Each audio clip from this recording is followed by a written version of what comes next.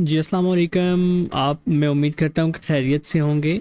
आज जो हमारा निश रिसर्च मॉड्यूल 1 है हमारा, उसका लेक्चर नंबर 7 है और इट्स रिलेटेड टू एफिलिएट निश हंटिंग। ठीक है, एफिलिएट निशेस कौन सी होती हैं कि अगर आप एक वेबसाइट बनाते हैं जिसके ऊपर आप किसी भी प्रोडक्ट का रिव्यू करेंगे और रिव्यू करने के बाद आप एक नीचे बटन लगा देंगे which is your referral link, affiliate link. उसके ऊपर जब कोई यूज़र क्लिक करेगा और वो जाके उस वेबसाइट से चीज़ बाय करेगा, अमेज़ोन है, वॉलमार्ट है, कोई भी ऐसी वेबसाइट है, ई कॉमर्स की हो जाए या वैसे कोई वेबसाइट हो जाए, अगर एक कस्टमर आपकी वेबसाइट पे आया है, उसने आपके वेबसाइट के ऊपर जो लिखा हुआ रिव्यू है वो पढ़ा है और उसको वो पसंद आई है चीज़, तो वो आपकी लिंक के ऊपर क्लिक करके अगर अमेज़ोन के ऊपर जाता है या किसी भी वेबसाइट के ऊपर और वहाँ से वो चीज़ बाय करता है, तो उसकी जो कुछ परसेंटेज होगी उसकी प्राइस की, उस चीज़ की प्राइस की, वो आपको भी मिलेगी क्योंकि वो आपके रेफरल लिंक से जाएगा। ठीक है, अमेज़ोन के अंदर एक ये ऑप्शन भी है कि अगर वो कस्टमर आपकी वेबसाइट से अमेज़ोन के ऊपर जाता है और अगर वो चीज़ बाय नहीं करता है, वो कोई और चीज़ भी बाय कर लेता है, तो भी आपको कुछ परसेंटेज अमेज़ोन देगा क्योंकि अमेज़ोन की पेज तक वो लैंड की है। और इट्स नॉट फॉर जस्ट 1 और 2 आवर, इट्स फॉर 24 आवर्स। अगर एक कस्टमर आपकी वेबसाइट पे आया है और उसने रिव्यू पढ़ने के बाद अमेज़ोन की वेबसाइट पे जाके विज़िट किया है और वो उस चीज़ को परचेज़ नहीं करता है जो आपने लगाई हुई है या आपने जिसके ऊपर डिस्कशन की है, स्टिल अगर वो कोई और चीज़ बाय करता है 24 आवर्स के अंदर भी, चाहे कोई और चीज़ बाय कर ले चाहे वही चीज़ 24 घंटे के अंदर अंदर बाय कर ले, तो आपको अमेज़ोन की तरफ से कमीशन मिलेगा। ठीक है, ये नहीं है कि जब डायरेक्टली वो उस लिंक पे जाएगा तो उस वक्त ही उसका परचेज़ करना ज़रूरी है। अमेज़ोन आपको 24 घंटे का टाइम देता है। ठीक है, तो इसकी नीचेस को किस तरह से हम हंट करते हैं, इसको मैंने कुछ पॉइंट्स नोट डाउन किए हैं। फर्स्ट ऑफ ऑल हम उनको एनालाइज कर लेते हैं। अमेज़ोन के लिए आपने क्या करना है कि सबसे पहले आपने सैमरिश में जाना है, उसके बाद आपने सर्च डोमेन करनी है और उसके बैकलिंक को एनालाइज करना है और अप्लाई फिल्टर्स। ये मैंने एक डोमेन लिखी है जो है amzn.to। तो एक चीज़ मैं आपको यहाँ पे बता दूँ कि जो भी कोई बंदा अमेज़ोन का रेफरल लिंक बनाता है, अमेज़ोन का जो लिंक होता है वो यही डोमेन होती है amzn.to।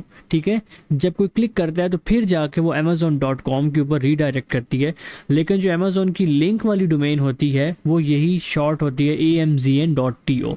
तो हम क्या करेंगे, हम सबसे पहले सैमरिश में जाएंगे और domain overview which is our first tool, इसके ऊपर हम इस amzn.to को सर्च करेंगे। ठीक है, और फिर देखते हैं कि क्या आउटकम्स हैं इसके।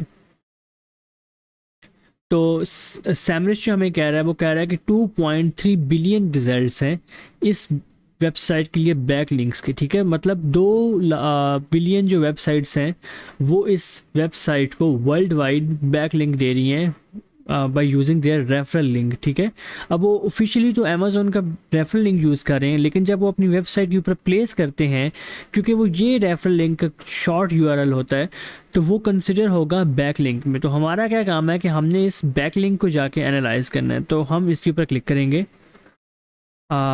वेट कीजिए, मैं एक बार चेक करता हूँ, शायद वेबसाइट ग्लिच है। जी, अब दोबारा जो है वो हम बैकलिंक को एनालाइज करेंगे। तो अब हमें सैमरिश बैकलिंक्स की वेबसाइट्स दिखाएगा जो एफिलिएट वेबसाइट्स हैं और इसको लिंक कर रही हैं। जी, तो यहाँ पे जिस तरह ऊपर भी प्रोमिनेंट लिखा हुआ है, domain is redirecting to amazon.com, most of this domains URL lead to amazon.com, click the label above to analyse it. ठीक है, अब वहाँ पे वो कह रहा है कि आप इसको एनालाइज कर लें क्योंकि ये वेबसाइट इस पर रीडायरेक्ट कर रही है, जो मैंने आपको पहले बताया, लेकिन हमने स्टिल इसी को चेक करना है। तो यहाँ पे वो आपको वेबसाइट्स बता रहा है जो यहाँ पे देखिए डाउनलोड और रीड ऑनलाइन, और यहाँ पे ये बुक्स से रिलेटेड वेबसाइट है जो amazon.to, ठीक है, लिंक कर रही है और वो रेफरल लिंक है। हमने क्या करना है कि हमने यहाँ पे फ़िल्टर लगाना है न्यू। ठीक है, न्यू का फ़िल्टर हम लगाएंगे एक। इसके अलावा आपने यहाँ पे एक फ़िल्टर लगाना है ब्लॉग या ई कॉमर्स। तो हम यहाँ पे एक बार ब्लॉग कर लेते हैं।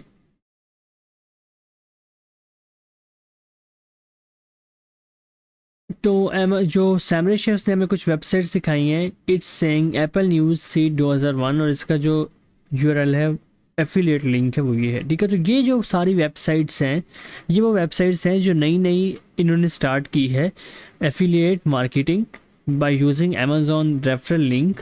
आपने यहाँ पे फ़िल्टर लगाया है न्यू, प्लेटफॉर्म ब्लॉग होना चाहिए, लैंग्वेज का भी आप लगा सकते हैं, फॉलो नो फॉलो ये भी लगा सकते हैं, ठीक है। और टाइम भी आप सेलेक्ट कर सकते हैं। तो ये जो सारी वेबसाइट्स हैं ये क्या कर रही हैं कि ये अमेज़ॉन एफिलिएट कर रही हैं और डिफरेंट नीचेस हैं ये, आप यहाँ पे देख भी यहाँ पे इनको वन बाय वन करके देख सकते हैं ताकि आपको अंदाज़ा हो जाए, ठीक है। तो ये वेबसाइट्स हैं जिन्होंने लिंक बनाए हैं। अभी यहाँ पे ये एक वेबसाइट्स है, ये है इनोमेन, और ये एक वर्ड इज़ ट्रेंडिंग इन मार्च 2023। अब ये अमेज़ॉन को बैकलिंक दे रही है, ठीक है। आर्टिफिशियल इंटेलिजेंस से रिलेटेड है, ये ब्लॉग वेबसाइट्स हैं। इसके अलावा अगर आप यहाँ पे ई कॉमर्स सेलेक्ट करेंगे तो आपको फिर और भी वेबसाइट्स मिलने के चांसेस बढ़ जाएंगे। तो आपने जस्ट इनको एक बार चेक करना है तो आपको अच्छी वेबसाइट्स मिल जाएंगी। स्पॉन्सर्ड के ऊपर भी आप क्लिक कर सकते हैं, ठीक है, क्योंकि कुछ लोग होंगे जो इसको स्पॉन्सर्ड कंसिडर करते हैं क्योंकि ये स्पॉन्सर्ड ही होती है। अब ये एक वेबसाइट्स है आई गेस कोरियन है। हम यहाँ पे एक और देख रहे हैं तो यहाँ पे लिखा हुआ है the which is related to KFC Nashville food hot fried chicken, और ये एक चिली पाउडर को लिंक कर रही है, साल्ट को भी लिंक कर रही है, सोया मिल्क को भी, और डिफरेंट चीज़ें और भी हैं, ठीक है। तो आपने जस्ट इनको देखना है और आपको बहुत सारी ऐसी वेबसाइट्स मिल जाएंगी जो एफिलिएट कर रही होंगी। और ये न्यू वेबसाइट्स हैं जिन्होंने नए नए लिंक्स लगाए हैं, ठीक है। आपको यहाँ पे न्यू वेबसाइट्स के चांसेस ज़्यादा हो जाएंगे और आपको अंदाज़ा हो जाएगा कि कौन सी नीशेज़ ऐसी हैं जो एफिलिएट के लिए मुझे कंसिडर करनी चाहिए। एक मैं चीज़ आपको बता देता हूँ which is pro tip for you. अगर आप अमेज़ॉन के साथ एफिलिएट कर रहे हैं तो आपको एक चीज़ you should bear it in mind कि आपने अपनी वेबसाइट, चाहे आपकी एफिलिएट नीश भी है, आपका जो वेबसाइट का 70% जो कंटेंट है इट शुड बी इंफॉर्मेशनल, ठीक है।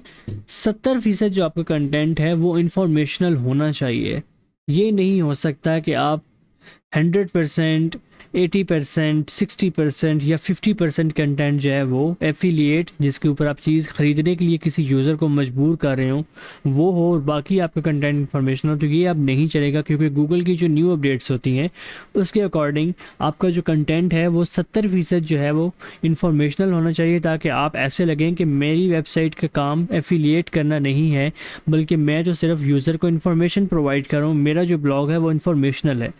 आपने किसी किसी जगह पे रेफरल लिंक लगाना होता है जो आपका 30% होना चाहिए, ठीक है। पूरी वेबसाइट के ऊपर अगर आप 100 आर्टिकल्स लिख रहे हैं तो आपके 30 आर्टिकल्स एफिलिएट लिंक वाले होने चाहिए, 70 आर्टिकल जो आपके हैं वो आपके नॉर्मल होने चाहिए जिसके अंदर कोई लिंक नहीं होना चाहिए, ठीक है।